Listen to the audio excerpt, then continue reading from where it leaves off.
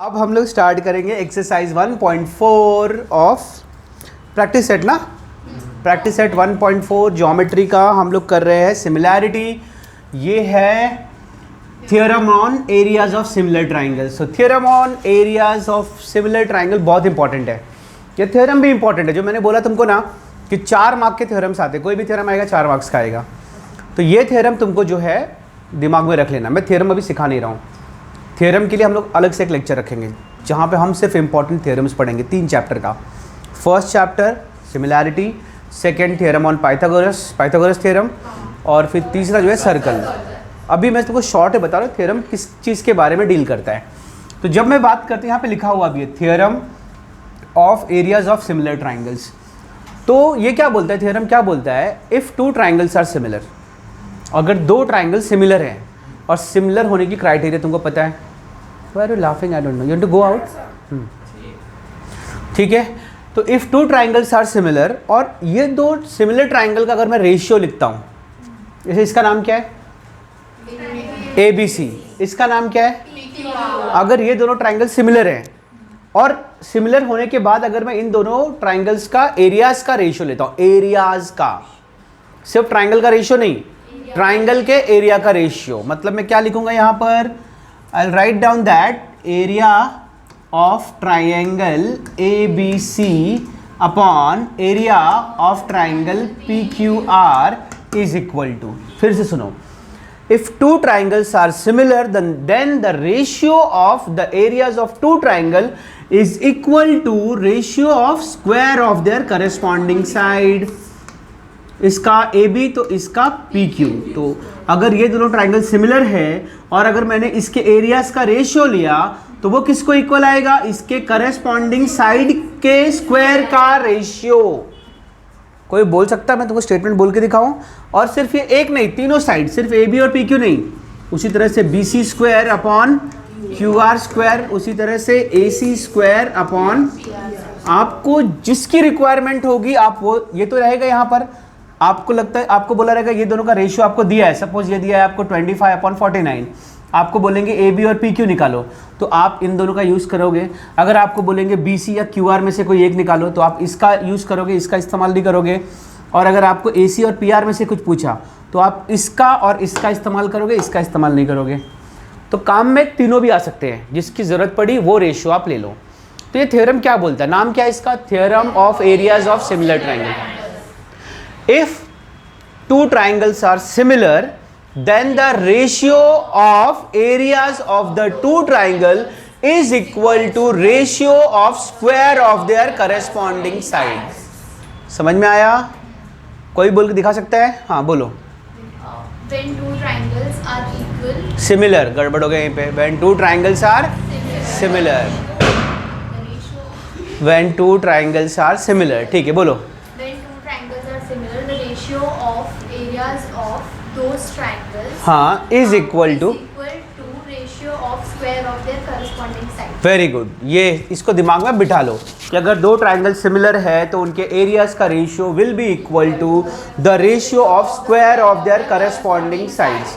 ठीक है, अब इसके ऊपर बेस्ड क्वेश्चन करेंगे हम लोग। ठीक है, ये पूरा क्लियर हो गया।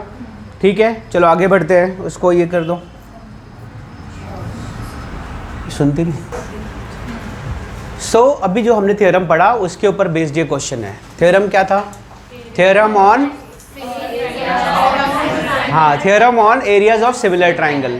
क्या बोलता है theorem, if 2 triangles are similar then the ratio of areas of those 2 triangles is equal to the square of ratio of square of their corresponding side. तो अब यहाँ पर हमको पहले ही बता दिया कि ये देखो क्वेश्चन, देखो ये क्वेश्चन कौन सा है, प्रॉब्लम सेट या प्रैक्टिस सेट 1.4 का सेकंड प्रॉब्लम है। ये इंपॉर्टेंट क्वेश्चन है। ये क्वेश्चन का ऐसा फिल इन द ब्लैंक्स करने को आ सकता है। यहाँ पे हमको बताया गया, कोई डायग्राम नहीं दिया गया है। ट्राइंगल ABC है, वो सिमिलर है ट्राइंगल PQR को, और AB is to PQ, यानी AB का रेशियो PQ से हमको दिया गया है 2:3। ये फिल इन द ब्लैंक्स करना है हमको। तो फॉर्मूला क्या है, area of triangle ABC upon area of triangle PQR is equal to, मैं अगर इसका फर्स्ट 2 पार्ट लेता हूँ तो इसका भी फर्स्ट 2 पार्ट आएगा, तो यहाँ पर आ जाएगा हमको PQ स्क्वायर। समझ में आया ना। अगर इसके फर्स्ट 2 पार्ट ले रहा हूँ मैं, इसका अगर मैं ए बी साइड ले रहा हूँ तो इसका करस्पॉन्डिंग साइड क्या है, पी क्यू, तो यहाँ पे पी क्यू का स्क्वायर आएगा। हमको यहाँ पर ए बी और पी क्यू का जो रेशियो दिया गया है 2:3, 2:3, ठीक है, तो उसका स्क्वायर लिया। ए बी का वैल्यू 2 था इसलिए 2 का स्क्वायर, पी क्यू का वैल्यू 3 था इसलिए 3 का स्क्वायर। अब यहाँ पे क्या लिखना है, 2 का स्क्वायर क्या आता है 4 और 3 का स्क्वायर क्या आता है, बस इतना करना है, आपको मिलेगा 1 या 2 मार्क्स।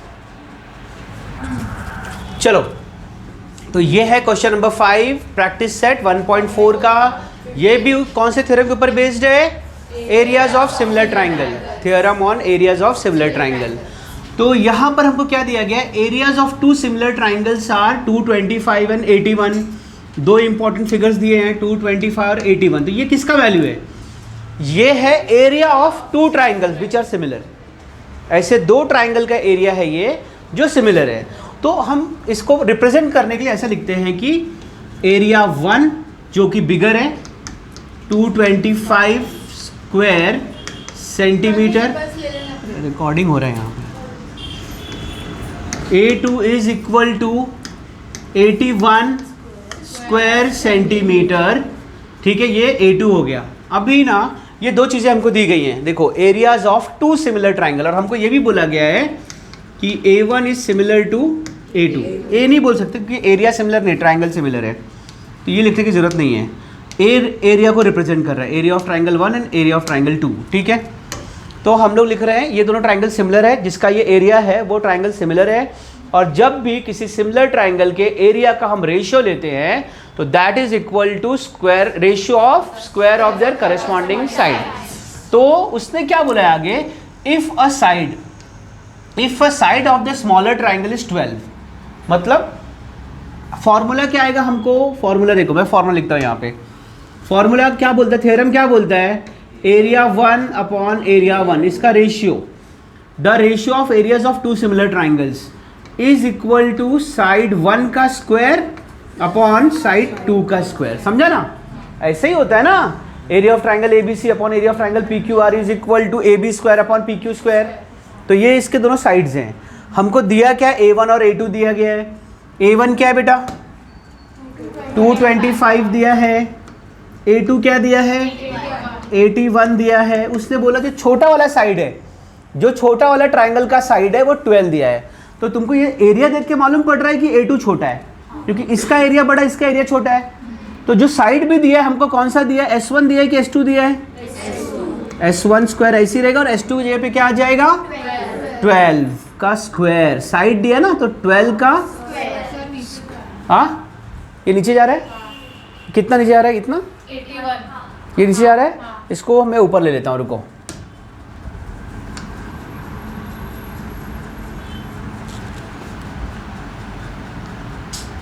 ठीक है, अब दिखाई दे रहा है, चलो।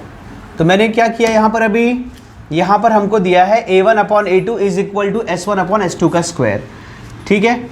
टेकिंग, अभी मुझे अगर S1 चाहिए ना, अगर S1 चाहिए तो मैं क्या करूँगा, इसको क्रॉस, इसको 12 को वहाँ लेके आता हूँ, सिर्फ S1 को यहाँ रखूँगा।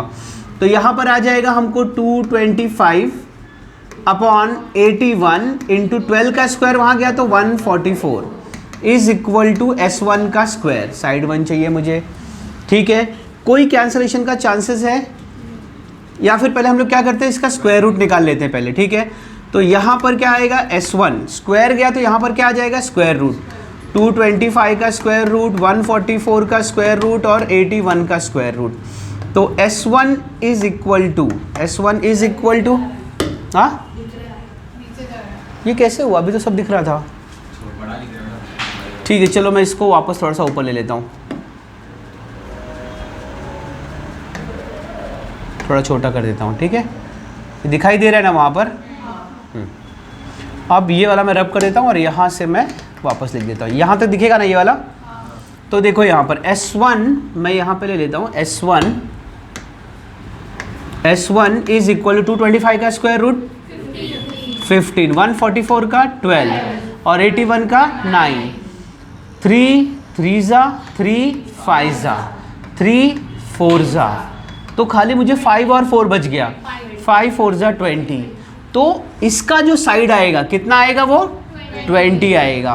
और S2 कितना दिया था अपने को, 12 और बड़े वाले का जो साइड आया उसने बोला then find the corresponding side of the bigger triangle, therefore corresponding side of the bigger triangle is 20 centimetre लिखो, क्योंकि हमको यूनिट यहाँ पर स्क्वायर सेंटीमीटर दिया था ना, तो इसका भी क्या आएगा, सेंटीमीटर में आ जाएगा। समझ में आया? तो आपको स्टेटमेंट लिखना पड़ेगा लास्ट में, corresponding side of the bigger triangle is equal to 20 centimetre. Clear हो गया ना? आपको दो एरिया दिया था, एक साइड दिया था, उसको हमने फॉर्मूला थ्योरम के हिसाब से लिखा, area 1 upon area 2, side 1 square upon side 2 का स्क्वायर, साइड 2 के स्क्वायर को वहां पे लेके गया, कैलकुलेशंस किया and we got 20। This is how we have to solve this. Okay, आगे बढ़े। सो अब हम आगे हैं क्वेश्चन नंबर 6 पे, एक्सरसाइज 1.4, प्रैक्टिस सेट 1.4 का 6th प्रॉब्लम है ये भी इंपॉर्टेंट है। यहाँ पर हमको दिया गया है कि triangle ABC and triangle DEF are equilateral triangle. ठीक है, इक्विलैटरल का मतलब होता है कि दोनों एक ट्राइंगल है, मतलब दोनों इंडिविजुअली तीनों साइड उसके इक्वल है, ABC के भी तीनों साइड इक्वल है और DEF के भी तीनों साइड इक्वल है। जो AB का वैल्यू रहेगा वही BC का रहेगा, वही AC का रहेगा, और DEF में जो DE का वैल्यू रहेगा वही EF का रहेगा, वही DF का रहेगा। समझ में आया? तो आगे वो बोल रहा है कि if area of triangle ABC का ratio area of triangle DEF से उसका वैल्यू है 1:2, तो उसमें से एक का वैल्यू दिया है, मतलब इसके ABC का AB का वैल्यू दे दिया उसने 4, वो बोल रहा है DE का निकालो, DE का वैल्यू निकालो। ठीक है, अब मुझे नहीं लग रहा है कि इक्विलैटरल ट्राइंगल कुछ काम है, सिर्फ आपको कंफ्यूज करने के लिए, आप उसके बारे में सोचो, आपको डाइवर्ट करने के लिए यहाँ पे इक्विलैटरल ट्राइंगल दिया गया है, जबकि इसका यूज कुछ यहाँ पे मुझे दिखाई नहीं दे रहा है फिलहाल तो। ठीक है, तो अभी हम क्या करते हैं, डायग्राम बनाने की जरूरत नहीं है, सीधे हम क्या लिखेंगे, वी विल राइट डाउन, हम लोग लिखेंगे area of triangle ABC upon area of triangle DEF bye theorem of areas of, ठीक है, उसके हिसाब से यहां पर आएगा AB square upon DE square. ठीक है, यहां पे लिखो theorem of areas of similar triangles. ठीक है, अब आगे आते हैं, हमको क्या दिया है, इसका रेशियो दिया गया है, कितना दिया गया है, 1:2। ठीक है, AB का वैल्यू दिया गया है 4, तो ये 4 का स्क्वायर आएगा और ये आएगा D का square.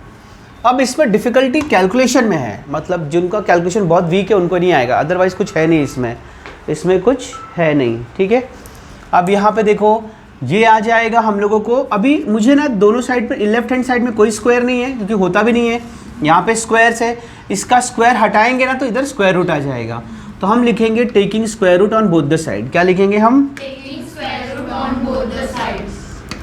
Taking square roots on both sides. ठीक है, तो यहाँ पे 1 का स्क्वायर रूट 1, 2 का स्क्वायर रूट √2, एक साथ सबने गलत बोला, और 4 के स्क्वायर, इधर स्क्वायर रूट लिया, दोनों का स्क्वायर कैंसिल हो गया, वो विंडो बंद करो ना।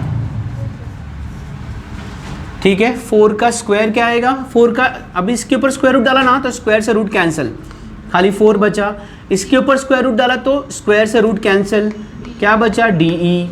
Now what we will do, we will take out the value of D, D cross multiply करो, DE 1 जा और 4 into √2, 4√2, this is the value for DE। समझ में आया? So this was the last question. नहीं, एक और सॉल्व करते हैं हम लोग, ठीक है, एक और सॉल्व करते हैं उसके बाद। So coming to the last question of exercise 1.4 and the chapter also. तो इस चैप्टर का हम लोग चालू है ना, तो इस चैप्टर का लास्ट क्वेश्चन है ये, और इम्पॉर्टेंट है ये, फिलिप्स वाला क्वेश्चन है। ज़रूरी नहीं कि आपको फिलिप्स ही आए, आपको अगर पूरा आ गया तो 4 मार्क्स के लिए आएगा, अगर ये पूरा प्रूव करने के लिए आया तो 4 मार्क्स के लिए आएगा, अदरवाइज 3 या 2 मार्क्स, 3 मार्क्स तो से कम तो आना ही नहीं है, बहुत लेंदी क्वेश्चन है। तो यहाँ पर क्वेश्चन देखो और इस फिगर को देखो, ये जो डायग्राम है ना इसको देखो, तो डायग्राम का नाम है DEF और यहाँ पर बीच में एक लाइन दिया है PQ, और हमको ये बताया गया है कि PQ is parallel to D। देखो यहाँ पे लिखा गया है segment PQ is parallel to D। ठीक है, area of triangle P Q F, ये जो छोटा वाला ट्राइंगल है ना, एक बड़ा ट्राइंगल है डी ई एफ, एक छोटा ट्राइंगल है पी क्यू एफ। तो जो पी क्यू एफ है ना, उसका हम लोगों को एरिया दिया गया है। पी क्यू एफ का एरिया क्या है? 20 यूनिट्स। ये यूएन लिखा है, उसका मतलब यूनिट्स होता है।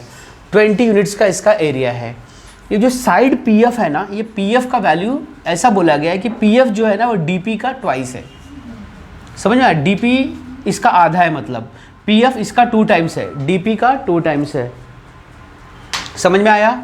डी पी जो है वो पी एफ का हाफ है। आप ऐसा कर सकते हैं कि पी एफ जो है वो डी पी का 2 टाइम्स है। ये देखो, P F is twice of D P, ये चीज़ हमको दी गई है। वो बोल रहा है कि find area of quadrilateral D P Q E. कहाँ पे है डी पी क्यू ई? हमको बोला गया ये डी पी क्यू ई का एरिया निकालो। तो कैसे निकालेंगे? हमको 2 चीज़ें मालूम होनी चाहिए अगर मुझे ये एरिया निकालना है। ये अगर मुझे ये एरिया निकालना है ना, ये वाला एरिया अगर मुझे निकालना है ना, तो मुझे 2 वैल्यूज़ मालूम होनी चाहिए। एक तो वैल्यू क्या? Area of triangle D E F, पूरा बड़ा वाला ट्राइंगल। और फिर दूसरा क्या मालूम होना चाहिए? Area of triangle P Q F. अगर मैंने इस बड़े वाले ट्राइंगल में से ये छोटे वाले ट्राइंगल को निकाल दिया तो मुझे क्या बचा? D P Q E. तो इस तरह से हम निकाल सकते हैं। मेरा प्रोसेस भी वही रहेगा कि पहले मैं area of triangle D F मालूम करूँ, और पी क्यू एफ तो मुझे ऑलरेडी दिया गया है, उसका वैल्यू 20। तो जो भी ये बड़े वाले ट्राइंगल का एरिया आएगा उसमें जब मैं इसको माइनस करूँगा तो मुझे डी पी क्यू ई का एरिया मिल जाएगा। शुरू करते हैं सॉल्यूशन में। सॉल्यूशन हमको फिलिप्स के फॉर्म में दिया गया है। तो सबसे पहले यहाँ पे क्या लिखा हुआ है? सबसे पहले लिखा हुआ है area of triangle P Q F, जो कि हमको ऑलरेडी दिया गया है। तो इसका एरिया हमको दिया गया है 20 यूनिट्स। ठीक है, 20 यूनिट्स इसका एरिया दिया गया है। हमको बोला गया है कि P F is equal to twice of D P. ये जो पी एफ है ना वो डी पी का 2 टाइम्स है। तो हम लोग ऐसा कंसिडर करते हैं कि मान लो कि डी पी एक्स है, कि जो डी पी का लेंथ है वो एक्स लिया है। उसने क्या बोला? P F is equal to 2 times of D P. D P का वैल्यू एक्स है। वापस यहाँ पर देखेंगे हम लोग तो P F is equal to 2 into D P. D P का वैल्यू क्या? एक्स है, इसलिए 2x हो गया। ठीक है, ये ध्यान में रख लो, P F is equal to 2x। अच्छा, अब ये लाइन देखो डी एफ, ये बड़ी सी लाइन एक डी एफ दिख रहा है ना, ये डी एफ, इसमें 2 पार्ट्स है, D P plus P F. तो D F is equal to क्या आएगा? D P plus P F. तो यहाँ पर मैं लिख दूंगा पी एफ। मैंने डी पी का वैल्यू क्या लिया बेटा? तो पी एफ क्या आया मुझे? हमने निकाला यहाँ पे देखो, P F is equal to 2x। तो D P plus P F, तो डी पी का वैल्यू x और पी एफ का value 2x। 1x plus 2x यहाँ पे पहले से दिया हुआ है। इतना क्लियर हो गया? हमने क्या निकाला? ये पूरे पी एफ का वैल्यू 3x। अब हम लोग ये दोनों ट्राइंगल को देखते हैं, in triangle F D E and F P Q. तो एफ डी ई मतलब ये बड़ा वाला ट्राइंगल, और एफ पी क्यू मतलब ये छोटा वाला ट्राइंगल। हमको ये प्रूव करना है कि वो सिमिलर हैं। ठीक है, मैं यहाँ पे लिखूंगा F D E is congruent to which angle?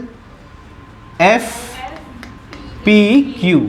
इसका रीजन करस्पॉन्डिंग एंगल। मैंने बताया ना हमको, ये इसको पैरेलल है, ये ट्रांसवर्सल है, तो ये वाला एंगल इसको कॉन्ग्रुएंट आएगा बाय करस्पॉन्डिंग एंगल है। वो कौन सा एंगल है?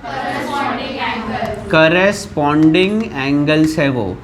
एफ ई डी किसको कॉन्ग्रुएंट आएगा? देखो, F E D will be congruent to F Q P.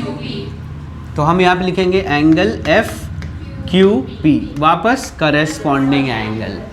तो बाई ए ए टेस्ट अगर ये एंगल इसको कॉन्ग्रुएंट आ रहा है, ये एंगल इसको कॉन्ग्रुएंट आ रहा है, ये एंगल इसको आ रहा है, ये एंगल इसको कॉन्ग्रुएंट आ रहा है, तो इसका मतलब ये दोनों ट्राइंगल क्या है? सिमिलर है। कौन सा? F E D is similar to triangle F P Q by, यहाँ पर एक चीज़ मुझे डाउट लग रहा है, एफ ई डी बोला ना उसने, F E D will be congruent to F Q P आना चाहिए। इसने एफ पी क्यू लिखा है कि यहाँ पर एफ पी क्यू लिखा है, उसने गलत लिखा है। अगर एफ ई डी है, उसने एफ डी लिखा है क्या?